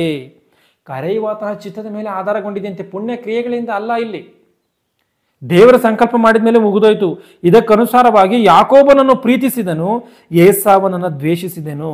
ಯಾಕೋಬನನ್ನು ದೇವರು ಪ್ರೀತಿ ಮಾಡದಂತೆ ಏಸಾವನನ್ನು ದ್ವೇಷ ಮಾಡಿದ್ರಂತೆ. ಅಂದ್ರೆ ದೇವರು ಭಕ್ತಿಹೀನರನ್ನ, ಮೋಸಗಾರರನ್ನ, ಮಾಯಗಾರರನ್ನ ದೇವರು ಪ್ರೀತಿ ಮಾಡ್ತಾನ? ದೇವರು ಅಂಥವ್ರನ್ನ, ಗರ್ವಿಷ್ಠರನ್ನ ದೇವರು ಸಹಿಸಲ್ಲ ಎಂಬುದಾಗಿ ಇದೆ. ಯೇಸು ಕ್ರಿಸ್ತನು ಪಾಪಿಗಳನ್ನು ರಕ್ಷಿಸುವುದಕ್ಕೋಸ್ಕರ ಪಾಪಿಗಳನ್ನು ಪ್ರೀತಿ ಮಾಡಿ ಆತನು ಬಂದಿದ್ದಾನೆ. ಆದರೆ ಒಂದು ವೇಳೆ ಯೇಸು ಕ್ರಿಸ್ತನ ಮಾತಿಗೆ ಒಳಪಟ್ಟು ಆತನ ಆಜ್ಞೆಗಳನ್ನು ಪಾಲಿಸಿ ಪರಲೋಕಕ್ಕೆ ಸೇರ್ಕೋಬೇಕಾಗಿರುವಂಥದ್ದು ಇವರ ಕರ್ತವ್ಯ, ಪಾಪಿಗಳ ಕರ್ತವ್ಯ. ಯೇಸು ಕ್ರಿಸ್ತನ ಪಾಪಿಗಳನ್ನು ಪ್ರೀತಿ ಮಾಡ್ತೀನಿ ಅಂತ ಹೇಳ್ಬಿಟ್ಟು ಏನೋ ಅವ್ರನ್ನ ಹಿಡ್ಕೊಂಡು ಪರಲೋಕಕ್ಕೆ ಬಲವಂತವಾಗಿ ಸೇರಿಸಲ್ಲ. ಪಾಪಿಗಳನ್ನ ರಕ್ಷಣೆ ಮಾಡೋದಕ್ಕೋಸ್ಕರ ಆತನು ಬಂದು ಎಲ್ಲ ವ್ಯವಸ್ಥೆಗಳನ್ನು ಮಾಡೋಗಿದ್ದಾನೆ. ಆ ಪಾಪಿ ಬದಲಾಗಿ ಆತನ ಏನು ಮಾಡಬೇಕು, ದೇವರ ಮಾರ್ಗವನ್ನು ಸೇರ್ಕೊಳ್ಬೇಕು. ಅಂದರೆ ಇಲ್ಲಿ ಸ್ಪಷ್ಟವಾಗಿ ಗೊತ್ತಾಗುವಂಥ ಒಂದು ಕಾರ್ಯ ಏನು ಅಂತೇಳಿ ನೋಡುವಾಗ, ಭಕ್ತಿಹೀನರ ಪ್ರಾರ್ಥನೆಯನ್ನು ಕೇಳಲ್ಲ ಎಂಬುದಾಗಿ ಯೋಹಾನ ಸುವಾರ್ತೆ 9ನೇ ಅಧ್ಯಾಯದಲ್ಲಿ ಇದೆ. ಇಲ್ಲಿ ಏನಿದೆ, ಯಾಕೋಬನನ್ನು ಪ್ರೀತಿ ಮಾಡಿದ್ದೇನೆ ಎಂಬುದಾಗಿದೆ. ಅಂದರೆ ಯಾಕೋಬನಲ್ಲಿ ಶ್ರೇಷ್ಠತನ ಎನ್ನುವಂಥದ್ದು ಇದೆಯಾ ಇಲ್ವಾ ಆಲೋಚನೆ ಮಾಡಿ. ಯಾಕಂದ್ರೆ ನಮಗೆ ಬೈಬಲಲ್ಲಿ ಕೆಲವೊಂದು ಕಾರ್ಯಗಳು ನಮಗೆ ಸ್ಪಷ್ಟವಾಗಿ ಗೊತ್ತಾಗಲ್ಲ. ಯಾಕಂದ್ರೆ ಅಲ್ಲಿ ನಡೆದಿರುವಂಥ ಕಾರ್ಯಗಳು ಏನಿರ್ತದೋ ಅದು ನಮಗೆ ನಮ್ಮ ಒಂದು ಮಣ್ಣಿನ ಮೆದುಳಿಗೆ ಗೊತ್ತಾಗಲ್ಲ. ದೇವರ ಒಂದು ಸತ್ಯತೆಗಳು ಏನಿರ್ತದೋ ಗೊತ್ತಾಗಲ್ಲ. ದೇವರ ವಾಕ್ಯವನ್ನು ಒಂದು ವೇಳೆ ನಾವು ಅರ್ಥ ಮಾಡ್ಕೊಳ್ಳೋದಕ್ಕೆ ಕಷ್ಟವಾಗುತ್ತೆ. ಆದರೆ ದೇವರು ಪ್ರೀತಿ ಮಾಡಿದ್ದಾನೆ ಯಾಕೋಬನನ್ನ ಅಂತಂದ್ರೆ ಆತನು ಒಳ್ಳೆ ವ್ಯಕ್ತಿಯಾಗಿ ಇದ್ದುದಕ್ಕೋಸ್ಕರವೇ ಪ್ರೀತಿ ಮಾಡಿದ್ದಾನೆ ಅನ್ನುವಂಥದ್ದನ್ನ ತಿಳ್ಕೋಬೇಕು. ಏಸಾವನನ್ನ ದ್ವೇಷಿಸಿದನು ಎಂದು ಬರೆದಿದೆ. ಏಸಾವನನ್ನ ಆತನ ಏನ್ ಮಾಡಿದಾನಂತೆ, ದ್ವೇಷ ಮಾಡಿದಾನಂತೆ. ಅಂದ್ರೆ ಏಸಾವನನ್ನ ದ್ವೇಷ ಮಾಡಿದ್ದಾನೆ ಅಂದ್ರೆ ಏನರ್ಥ? ಆತನು ದೇವರಿಗೆ ಅವಿಧೇಯನಾಗಿದ್ದಾನೆ ಎನ್ನುವಂಥದ್ದನ್ನ ಸ್ಪಷ್ಟವಾಗಿ ಅರ್ಥ ಮಾಡಿಕೊಳ್ಬೇಕು. ಅಂದ್ರೆ ಯಾಕೋಬನು ಎನ್ನುವಂಥ ಹೆಸರಿಗೆ ಅರ್ಥ ಏನು ಅಂತ ನೋಡುವಾಗ ವಂಚಕ ಅಂತಲೇನೇನೆ. ಆತನಿಗೆ ಆ ಹೆಸರು ಏನಿದೆ, ವಂಚಕ ಎನ್ನುವಂಥದ್ದಿದೆ. ಅದನ್ನ ಈ ಒಂದು ಆದಿಕಾಂಡ ಗ್ರಂಥದಲ್ಲಿ 27ನೇ ಅಧ್ಯಾಯ 36ನೇ ವಚನದಲ್ಲಿ ಸ್ಪಷ್ಟವಾಗಿ ಗೊತ್ತಾಗುತ್ತದೆ. ಆದಿಕಾಂಡ ಗ್ರಂಥ 27ನೇ ಅಧ್ಯಾಯದಲ್ಲಿ, ಆದಿಕಾಂಡ ಗ್ರಂಥ 27:36ನೇ ವಚನದಲ್ಲಿ ಏನಿದೆಯೋ ಒಂದು ಸರಿ ನೋಡಿ. ಯಾಕೋಬನೆಂಬ ಹೆಸರು ಇಲ್ಲಿ, ಅದಕ್ಕೆ ಏಸಾವನು ಯಾಕೋಬನೆಂಬ ಹೆಸರು ಅವನಿಗೆ ಉಂಟಾದದಂದ್ರೆ ಯಾಕೋಬನು ಎನ್ನುವಂಥ ಆ ಒಂದು ಮಾತಿನ ಹತ್ರ ಒಂದು 8 ಎನ್ನುವಂಥ ಒಂದು ಚಿಕ್ಕ ಅಂಕಿ ಇದೆ. ಅದರಲ್ಲಿ ಕೆಳಗಡೆ ನೋಡಿದ್ರೆ ವಂಚಕ ಎಂಬುದಾಗಿದೆ. ಅಂದರೆ ಆತನ ಹೆಸರಿನ ಅರ್ಥ ವಂಚಕ ಎಂಬುದಾಗಿ ಇರ್ಬೋದು. ಆದರೆ ಆತನು ವಂಚನೆಯನ್ನು ಮಾಡಿಲ್ಲ. ಎಲ್ಲವೂ ಕೂಡ ದೈವ ಸಂಕಲ್ಪಾನುಸಾರವಾಗಿ ನಡೆದಿದೆ ಅಂತ ಹೇಳುವಾಗ ದೇವರ ಒಂದು ಸಂಕಲ್ಪಕ್ಕೆ ಅನುಸಾರವಾಗಿ ನಡೆದಿದೆ. ಆತನು ಒಳ್ಳೆಯ ಒಂದು ವ್ಯಕ್ತಿನ ಅಂತ ನೋಡುವಾಗ ಆತನು ಒಳ್ಳೆಯ ವ್ಯಕ್ತಿ ಯಾಕೋಬನು. ಆತನು ತನ್ನ ಮಾವನಾದಂಥ ಲಾಬನ ಮನೆಗೆ ಹೋಗಿ ಆ ಒಂದು ಸ್ತ್ರೀಯನ್ನು ಮದುವೆ ಮಾಡಿಕೊಳ್ಬೇಕು ಅಂತ ಆತನು ಏನು ಮಾಡಿದ್ದಾನೆ, 14 ವರ್ಷಗಳು ಆತನು ಸೇವೆ ಮಾಡಿದ್ದಾನೆ. ಇವತ್ತು ಯಾರಾದರೂ ಹಂಗೆ ಮಾಡೋದಕ್ಕೆ ಸಾಧ್ಯವಾ? ಯಾರಾದರೂ ಸರಿ ಹಂಗೆ ಯಾವುದೋ ಒಂದು ಹೆಣ್ಣನ್ನು ನೋಡ್ತಾರೆ. ಹೆಣ್ಣನ್ನು ನೋಡುವಂಥ ಸಮಯದಲ್ಲಿ ಒಂದು ವೇಳೆ ಅವರು ರೀಪ್ಲೇ ಮಾಡೋದನ್ನು 1-2 ದಿನ ಲೇಟ್ ಮಾಡಿದ್ರು ಅಂದ್ಕೊಳ್ಳಿ, ಆದರೆ ಇನ್ನೊಂದು ಹೆಣ್ಣನ್ನು ನೋಡುವಂಥ ಏರ್ಪಾಟನ್ನು ಇಕ್ತಾರೆ. ಒಂದು ವೇಳೆ ಯಾರೋ ಒಳ್ಳೆ ರೀತಿಗೆ ಪ್ರೀತಿ ಮಾಡ್ತಿದ್ದಾರೆ ಅಂದ್ಕೊಳ್ಳಿ, ಒಂದು ವೇಳೆ ಅವರಲ್ಲಿ ಏನೋ ಒಂದು ಮಿಸ್ಟೇಕ್ ಬಂತು ಅಂದ್ಕೊಳ್ಳಿ, ಇಲ್ಲ ಅವರು ಒಂದು ಫೋನ್ ಮಾಡೋದು ಲೇಟ್ ಆಯಿತು ಅಂದ್ಕೊಳ್ಳಿ, ಇಲ್ಲ ಅವರು ಏನೋ ಒಂದು ಮದುವೆ ಆಗೋದು ಲೇಟ್ ಆಯಿತು ಅಂದ್ಕೊಳ್ಳಿ, ಇನ್ನೊಬ್ಬರನ್ನ ನೋಡ್ಕೊಂತಾರೆ. ಆ ರೀತಿಯಾಗಿದ್ದಂಥ ಸಮಯದಲ್ಲಿ ಈಗ ಯಾರೂ ಹೆಣ್ಣಿರಲಿಲ್ವ, ಅಷ್ಟು ಜನ ಎಲ್ಲ ಭೂಮಿ ಮೇಲೆ ಹೆಣ್ಣಿದ್ರೂ ಕೂಡ ಯಾಕೋಬನು ಆ ಒಂದು ಲಾಭನಗ ಮಗಳನ್ನೇ ಪ್ರೀತಿ ಮಾಡಿ ನಾನು ಮದುವೆ ಮಾಡ್ಕೋಬೇಕು ಎನ್ನುವಂಥ ಆಸೆಯಿಂದ 14 ವರ್ಷಗಳು ಸೇವೆ ಮಾಡಿದ್ದಾನೆ ಅಂದರೆ ಆತನಲ್ಲಿ ಒಳ್ಳೆತನ ಎನ್ನುವಂಥದ್ದಿಲ್ವ? ಆತನಲ್ಲಿ ಕೆಟ್ಟತನ ಎನ್ನುವಂಥದ್ದಿದ್ರೆ ಆತನ ಬಿಟ್ಟು ಹೋಗ್ತಿದ್ದ, ಆರಾಮಾಗಿ ಎಲ್ಲೋ ಬದುಕ್ತಾ ಇದ್ದ. ಏನೋ ಒಂದು ಬೇರೆ ಸ್ತ್ರೀಗಳನ್ನು ಕಟ್ಕೊಂಡು ಒಬ್ರನ್ನಂದರೆ ಇಬ್ಬರನ್ನ ಆತನು ಏನೋ ಸಂತೋಷವಾಗಿರ್ತಿದ್ದ. ಆಕೆ ಒಬ್ಬಳಿಗೋಸ್ಕರವೇ 14 ವರ್ಷ ಕಷ್ಟಪಟ್ಟಿದ್ದಾನೆ ಅಂದರೆ ಇದನ್ನು ಒಂದು ಸಾರಿ ಆಲೋಚನೆ ಮಾಡಿ ನೋಡಿ, ಇದು ಸಾಧ್ಯವಾ? ಯಾರಾದರೂ ಅಷ್ಟು ವರ್ಷಗಳು ಕಾಯೋದಕ್ಕಾಗುತ್ತಾ? ಅಂದ್ರೆ ಆತನ ಕಾದಿದ್ದಾನೆ ಅಂದರೆ ಆತನಲ್ಲಿ ಒಳ್ಳೆತನ ಇಲ್ವಾ? ಒಳ್ಳೆತನ ಇದ್ದಿದ್ದಕ್ಕೋಸ್ಕರವೇ ಆತನ ಕಾದಿದ್ದಾನೆ. ಆ ಒಂದು ಒಳ್ಳೆತನ ಇದ್ದಿದ್ದಕ್ಕೋಸ್ಕರವೇ ದೇವರು ಆತನನ್ನು ಮೆಚ್ಚಿದ್ದಾನೆ ಅನ್ನುವಂಥದ್ದು ಸ್ಪಷ್ಟವಾಗಿ ಗೊತ್ತಾಗುತ್ತೆ. ಅಂದರೆ ದೇವರ ಮಾತಿನಂತೆ ನಡೆಯದೇ ಇರುವಂಥ ಕೆಲವರು ಇರ್ತಾರಲ್ಲ, ಅವರು ಭ್ರಷ್ಟರು ಎನ್ನುವಂಥದ್ದನ್ನು ಸ್ಪಷ್ಟವಾಗಿ ಅರ್ಥ ಮಾಡಿಕೊಳ್ಳಬೇಕು. ದೇವರ ಮಾತಿಗೆ ಅನುಸಾರವಾಗಿ ನಡೆದಲೇ ಇರುವಂಥ ಯಾರಾದರೂ ಸರಿ, ಅವರು ಭ್ರಷ್ಟರು, ಅವರು ಸುಳ್ಳುಗಾರರು ಎನ್ನುವಂಥದ್ದನ್ನು ಚೆನ್ನಾಗಿ ಅರ್ಥ ಮಾಡಿಕೊಳ್ಳಬೇಕು. ಮತ್ತು ಆದಿಕಾಂಡ 32:28 ಗಮನಿಸಿ. ಆದಿಕಾಂಡ 32:28 ಏನಿದೆಯೋ ಇಲ್ಲಿ ಏನು ಮಾಡ್ತಾ ಇದ್ದಾರೆ, ಆತನು ಯಾವ ಮೋಸವನ್ನು ಮಾಡದಲೇ ಇದ್ರೂ ಕೂಡ ಆತನಿಗೆ ಯಾಕೋಬನ ಎನ್ನುವಂಥ ಹೆಸರಿಗೆ ಅರ್ಥ ವಂಚಕ ಎಂಬುದಾಗಿ, ಮೋಸಗಾರನು ಎಂಬುದಾಗಿ ಇರುವಂಥ ಕಾರಣವೇ ಇಲ್ಲಿ ದೇವರು ಏನು ಮಾಡ್ತಾ ಇದ್ರು ಒಂದು ಸಾರಿ ಗಮನಿಸಿ. ಅವನು ಯಾಕೋಬನಿಗೆ, ಇನ್ನು ಮೇಲೆ ನೀನು ಯಾಕೋಬನೆನಿಸಿಕೊಳ್ಳುವುದಿಲ್ಲ, ದೇವರ ಸಂಗಡಲು ಮನುಷ್ಯರ ಸಂಗಡಲು ಹೋರಾಡಿ ಗೆದ್ದವನಾದ್ದರಿಂದ ಇನ್ಮೇಲೆ ನೀನು ಎನಿಸಿಕೊಳ್ಳುವುದಿಲ್ಲ ಎಂಬುದಾಗಿ ದೇವದೂತನ ಹೆಸರನ್ನು ಬದಲಾಯಿಸ್ತಿದ್ದೇನೆ. ಏನಕ್ಕೆ? ಒಳ್ಳೆಯ ಹೆಸರಿಲ್ಲ ಆತನಿಗೆ. ಅಂದರೆ ಆತನಿಗಿರುವಂಥ ಹೆಸರು ಏನು? ಮೋಸಗಾರ ಎಂಬುದಾಗಿ, ಬೇಡಯ ಆ ಹೆಸರು ಬೇಡಯ ಎಂಬುದಾಗಿ ಆತನೇನು ಮಾಡ್ತಾ ಇದ್ದೇನೆ, ಯಾಕೋಬನು ಎನ್ನುವಂಥ ಹೆಸರನ್ನು ತೆಗೆದಾಕಿ ಇಸ್ರಾಯೇಲ್ ಎಂದು ಹೆಸರುಂಟಾಗುವುದು ಎಂಬುದಾಗಿ ಆತನ ಹೇಳ್ತಾ ಇದ್ದಾನೆ. ಇಸ್ರಾಯೇಲ್ ಅಂದರೆ ಎನ್ನುವಂಥ ಮಾತಿನ ಅರ್ಥ ಏನು? ದೇವರೊಂದಿಗೆ ಹೋರಾಡಿ ಗೆದ್ದವನು ಎಂಬುದಾಗಿ. ಅಲ್ಲೇ ಕೆಳಗಡೆ ಇರುತ್ತೆ, ದೇವರ ಸಂಗಡ ಹೋರಾಡಿದ ಮನುಷ್ಯ ಎಂದರ್ಥ ಅಂತಾನ. ಅಂದರೆ ದೇವರ ಸಂಗಡ ಹೋರಾಡಿದಂಥ ಮನುಷ್ಯನಂತೆ. ಆಲೋಚನೆ ಮಾಡಿ ನೋಡಿ, ಆತನು ಯಾವುದೇ ಮೋಸತನವನ್ನು ಆತನು ಮೋಸವನ್ನು ಮಾಡಿಲ್ಲ. ಆದರೆ ಆತನಿಗಿರುವಂಥ ಹೆಸರಿನ ಅರ್ಥ ಮಾತ್ರ ಮೋಸಗಾರ ಅಂತಲೇನೆ, ವಂಚಕ ಎಂಬುದಾಗಿನೇನೆ. ದೇವರೇನು ಮಾಡಿದ್ದಾರೆ? ಅದಕ್ಕೋಸ್ಕರವೇ ಆತನ ಹೆಸರನ್ನ ಬದಲಾಯಿಸಿದರೆ. ಯಾಕೋಬನು ಮಾಡಿದ್ದು ಕೂಡ ಮೋಸ ಅಲ್ಲ, ಆತನ ತಾಯಿಯಾದಂಥ ರೆಬೆಕ್ಕಳು ಮಾಡಿದ್ದು ಕೂಡ ಮೋಸ ಅಲ್ಲ, ಯಾವುದೂ ಕೂಡ ಮೋಸ ಅಲ್ಲ. ಇಲ್ಲಿ ಮೋಸ ಹೋಗಿದ್ದು ಯಾರು? ಇಸಾಕ್ ಮೋಸ ಹೋಗಿದ್ದಾನೆ. ಒಂದ್ಸರಿ ಈ ಆದಿಕಾಂಡ 27:34 ಗಮನಿಸಿ. ಆದಿಕಾಂಡ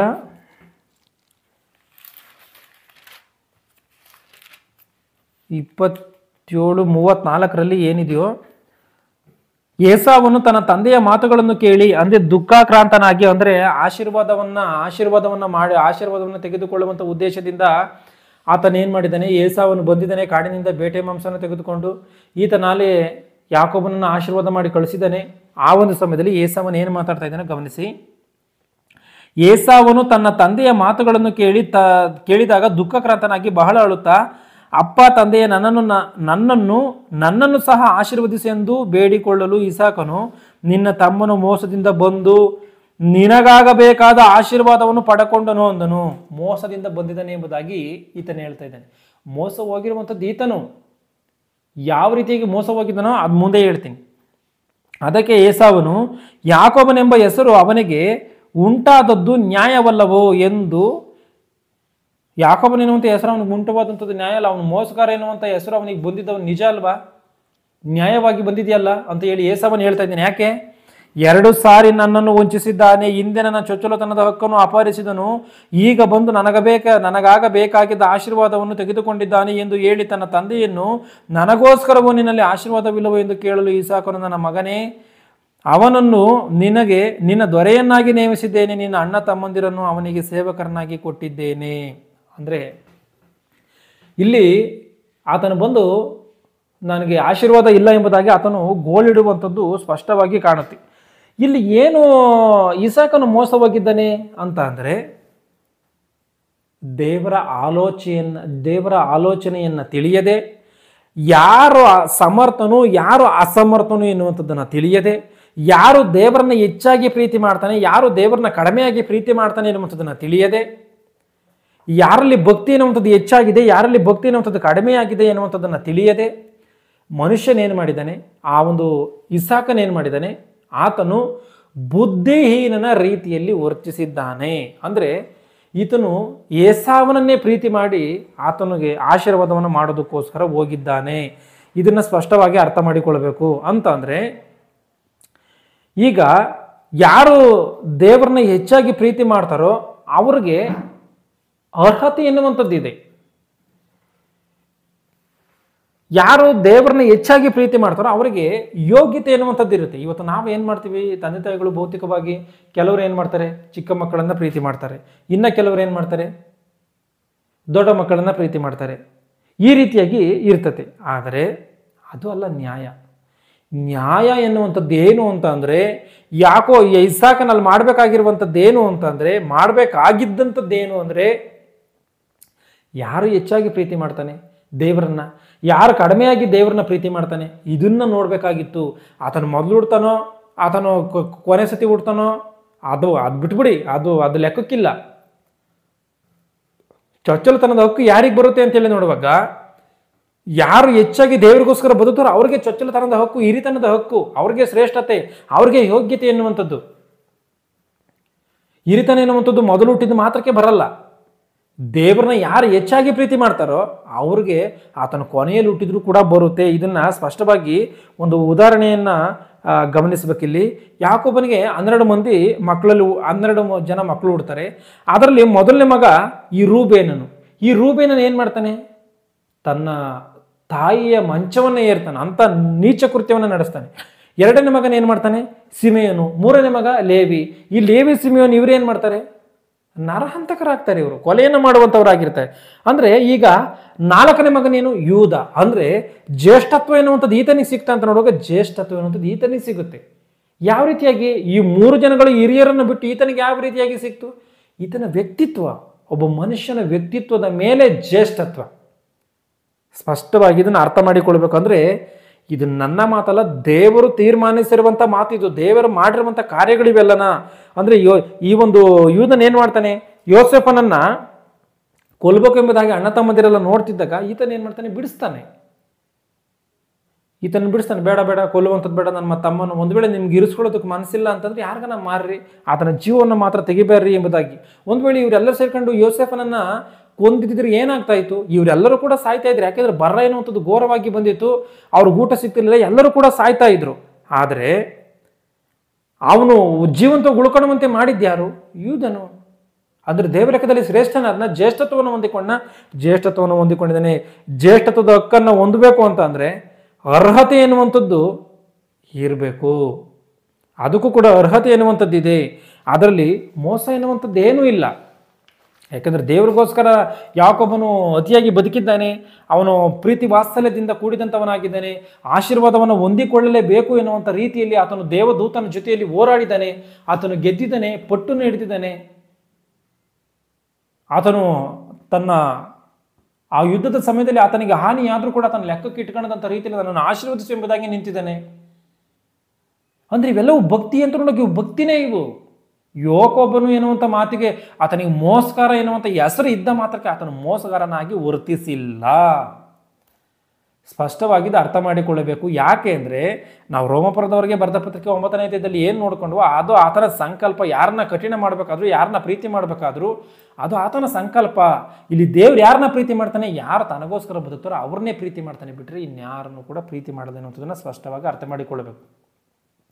ಇವತ್ತು ದೇವರ ಕೆಲಸಗಳು ಎಲ್ಲರಿಗೂ ಕೂಡ, ಇವತ್ತು ಭೂಮಿ ಮೇಲಿರುವಂಥ ಎಲ್ಲರಿಗೂ ಕೂಡ ದೇವರ ಕೆಲಸಗಳು ಇದೆ ಎನ್ನುವಂಥದ್ದು ಸ್ಪಷ್ಟವಾಗಿ ಗೊತ್ತಿದೆ. ಕೆಲವರು ಅರ್ಥ ಮಾಡ್ಕೊಂಡಿದ್ದಾರೆ, ಕೆಲವರು ಅರ್ಥ ಮಾಡಿಕೊಂಡಿಲ್ಲ. ಕೆಲವರು ಅರ್ಥ ಮಾಡಿಕೊಂಡು ದೇವರ ದಾರಿ ಮಾರ್ಗಗಳಲ್ಲಿ ನಡ್ಕೊಳ್ತಿರುವಂಥವ್ರು, ದೇವರ ವಾಕ್ಯಗಳನ್ನ ಕೇಳುವಂಥವ್ರು, ಯೂಟ್ಯೂಬಲ್ಲಿ ಎಷ್ಟೋ ವಿಡಿಯೋಗಳು ಬರ್ತಿರ್ತದೆ, ಅದು ಇವ್ರಿಗೆ ಬೇಕಾದಂಥ ಕಾರ್ಯಗಳನ್ನು ಇವರು ನೋಡ್ತಿರ್ತಾರೆ. ದೇವರ ಒಂದು ವೇಳೆ ಏನೋ ಒಂದು ವಿಡಿಯೋವನ್ನು, ದೇವರ ಒಂದು ದೈವ ಸಂದೇಶ ಏನೋ ಒಂದು ಇದೆ, ಅದೇನು ಎಂಬುದಾಗಿ ಇವರು ಒಂದು ವೇಳೆ ಕ್ಲಿಕ್ ಮಾಡಿ ಏನಾದರೂ ನೋಡ್ತಾರೆ ಅಂತ ನೋಡಲ್ಲ. ಇವರು ಏನಕ್ಕೆ ನೋಡಲ್ಲ, ಭಕ್ತಿ ಎನ್ನುವಂಥದ್ದಿಲ್ಲ. ಒಂದು ವೇಳೆ ನೋಡುವಂಥವ್ರು ಜ್ಯೇಷ್ಠತ್ವವನ್ನು ಹೊಂದಿದಂಥವ್ರು. ಇದನ್ನು ಸ್ಪಷ್ಟವಾಗಿ ಅರ್ಥ ಮಾಡಿಕೊಳ್ಬೇಕು. ಈ ಒಂದು ಜ್ಯೇಷ್ಠತ್ವವನ್ನು ಹಿಂಗೆ ಕಂಟಿನ್ಯೂ ಮಾಡ್ಕೊಂಡು ಹೋಗ್ಬೇಕು. ದೇವರು ಒಂದು ವೇಳೆ ಆ ರೀತಿಯಾಗಿ ಬದುಕಲಿಲ್ಲ ಅಂತ ಅಂದರೆ ಏನು ಮಾಡ್ತಾನೆ? ದೇವರು ನಾಶ ಮಾಡ್ತಾನೆ ಅನ್ನುವಂಥದ್ದನ್ನು ಸ್ಪಷ್ಟವಾಗಿ ಅರ್ಥ ಮಾಡಬೇಕು. ಅಂದರೆ ನಮ್ಮಲ್ಲಿ ದೇವರು ಎಷ್ಟು ಜನರನ್ನು ದ್ವೇಷ ಮಾಡ್ತಾನೋ, ಎಷ್ಟು ಜನರನ್ನು ಪ್ರೀತಿ ಮಾಡ್ತಾನೋ ಇದನ್ನು ಸ್ಪಷ್ಟವಾಗಿ ಅರ್ಥ ಮಾಡಿಕೊಳ್ಬೇಕು. ಯಾಕಂದರೆ ದೇವರು ದ್ವೇಷ ಮಾಡ್ತಾನಂತ ನೋಡುವಾಗ ದೇವರು ದ್ವೇಷವನ್ನು ಮಾಡ್ತಾನೆ. ಯಾಕೋಬನನ್ನು ನಾನು ಪ್ರೀತಿ ಮಾಡಿದೆ, ಏಸಾವನನ್ನು ದ್ವೇಷ ಮಾಡಿದೆ ಅಂತಂದ್ರೆ ಅದರ ಅರ್ಥ ಏನು? ಕೆಲವ್ರನ್ನ ಪ್ರೀತಿ ಮಾಡುವಂಥವರು ದೇವರಿಗೆ ಪ್ರೀತಿ ಪಾತ್ರರು ಇದ್ದಾರೆ, ದೇವರಿಗೆ ದ್ವೇಷ ಪಾತ್ರರು ಕೂಡ ಇದ್ದಾರೆ. ಅಂದರೆ ದೇವ್ರು ಯಾರನ್ನ ಪ್ರೀತಿ ಮಾಡ್ತಾನೆ, ಯಾರನ್ನ ದ್ವೇಷ ಮಾಡ್ತಾನೆ ಎಂಬುದಾಗಿ ನಮಗೆ ಗೊತ್ತಿದೆ. ಆಗಿರುವಂಥ ಕಾರಣ ನಮ್ಮನ್ನು ದ್ವೇಷ ಮಾಡ್ತಾನ, ಪ್ರೀತಿ ಮಾಡ್ತಾನ, ಇಲ್ಲ ನಾವು ಆತನ ಇಷ್ಟದ ರೀತಿಯಲ್ಲಿ ನಾವು ನಡೀತಾ ಇದ್ದೀವ, ಅದನ್ನು ಸ್ಪಷ್ಟವಾಗಿ ಅರ್ಥ ಮಾಡಿಕೊಳ್ಬೇಕು. ಯಾರಿಂದಲೂ ಆತನ ಸಂಕಲ್ಪವನ್ನು ಬದಲಾಯಿಸೋದಕ್ಕಾಗಲ್ವ ಅಂತ ನೋಡೋಕೆ ಬದಲಾಯಿಸೋದಕ್ಕಾಗಲ್ಲ. ದೇವರ ಸಂಕಲ್ಪ ಇದೆ. ಯಾಕೋಬನೇ ಆಶೀರ್ವಾದವನ್ನು ಹೊಂದಿಕೊಳ್ಳಬೇಕು ಎನ್ನುವಂಥದ್ದಿದೆ. ಆಗಿರುವಂಥ ಕಾರಣವೇ ಆತನ ಏನು ಮಾಡಿದ್ದಾನೆ? ಚೊಚ್ಚಲತನದ ಹಕ್ಕನ್ನು ತೆಗೆದುಕೊಂಡಿದ್ದಾನೆ, ಈ ಒಂದು ಆಶೀರ್ವಾದವನ್ನು ಹೊಂದಿಕೊಂಡಿದ್ದಾನೆ. ಆತನು ದೇವರ ಒಂದು ಕೆಲಸಗಳಲ್ಲಿ ಆತನ ಏನು ಮಾಡಿದ್ದಾನೆ? ಮುಂದೆ ಹೋಗಿದ್ದಾನೆ. ಆದರೆ ಏಸಾವನಂತ ಭ್ರಷ್ಟನು ಎಂಬುದಾಗಿ ದೇವರೇ ಬರೆಸಿದ್ದಾರೆ. ಅಂದರೆ ಆತನ ಭ್ರಷ್ಟನನ್ನು ದೇವರು ಒಪ್ತಾನ? ಒಪ್ಪಲ್ಲ. ಭ್ರಷ್ಟನನ್ನು ದೇವರು ಆಶೀರ್ವದಿಸಲ್ಲ. ಇದನ್ನು ಸ್ಪಷ್ಟವಾಗಿ ಅರ್ಥ ಮಾಡಿಕೊಳ್ಬೇಕು. ಅಂದರೆ ದೇವರು ಪಕ್ಷಪಾತ ಮಾಡಿದ್ದಾನೆ ಅಂತ ದೇವರು ಪಕ್ಷಪಾತ ಮಾಡಿಲ್ಲ. ಯಾರು ತನಗೋಸ್ಕರ ಬದುಕ್ತಾರೋ ಅವರನ್ನ ಕಾಪಾಡ್ತಾನೆ ಎನ್ನುವಂಥದ್ದನ್ನು ಅರ್ಥ ಮಾಡಿಕೊಳ್ಬೇಕು. ಏಸಾವನ ಅವಿಧೇಯನು ದೇವರು ಮೊದಲೇ ಹೇಳಿದ್ದಾನೆ, ಅದರಲ್ಲಿ ದೇವರು ಮೊದಲೇ ತೀರ್ಮಾನ ಮಾಡಿದ್ದಾನೆ. ಯಾಕೋಬನ ಈ ರೀತಿಯಾಗಿ ಇರಬೇಕು, ಏಸಾವನ ಈ ರೀತಿಯಾಗಿ ಇರಬೇಕು ಅನ್ನುವಂಥದ್ದನ್ನು. ಅದಕ್ಕೋಸ್ಕರವೇ ಅವನು ರೆಬೆಕ್ಕಳ ಕೈಯಲ್ಲಿ ಹೇಳಿದ್ದಾನೆ. ಇವ್ರು ಹುಟ್ಟೋದಕ್ಕಿಂತ ಮೊದಲೇನೇ ಇವ್ರು ಹುಟ್ಟಿದ ಮೇಲೆ ಏನು ನಡೆಯುತ್ತೆ ಅನ್ನುವಂಥ ಸಂಗತಿಯನ್ನು ಆತನು ಹೇಳಿದ್ದಾನಲ್ಲ ದೇವರು. ಆಗಿರುವಂಥ ಕಾರಣ ಯಾಕೋಬನು ಮೋಸಗಾರನ ಯಾವ ರೀತಿಯಾಗಿ ಆಗುತ್ತಾನೆ? ಯಾಕೋಬನು ಮೋಸಗಾರನಾಗುವುದಿಲ್ಲ. ಯಾಕೋಬನು ಮೋಸಗಾರನಲ್ಲವೇ ಅಲ್ಲ. ಆತನಿಗೆ ಮೋಸಗಾರನು ಎನ್ನುವಂಥ ಹೆಸರು, ಯಾಕೋಬನು ಮೋಸಗಾರನು ಎನ್ನುವಂಥ ಅರ್ಥವಿರುವಂಥ ಯಾಕೋಬನು ಎನ್ನುವಂಥ ಹೆಸರಿದೆ, ಆದರೆ ಆತನು ಮೋಸಗಾರನಲ್ಲ. ಇದನ್ನು ಸ್ಪಷ್ಟವಾಗಿ ಅರ್ಥ ಮಾಡಿಕೊಳ್ಳಬೇಕು. ಎಲ್ಲರಿಗೂ ವಂದನೆಗಳು.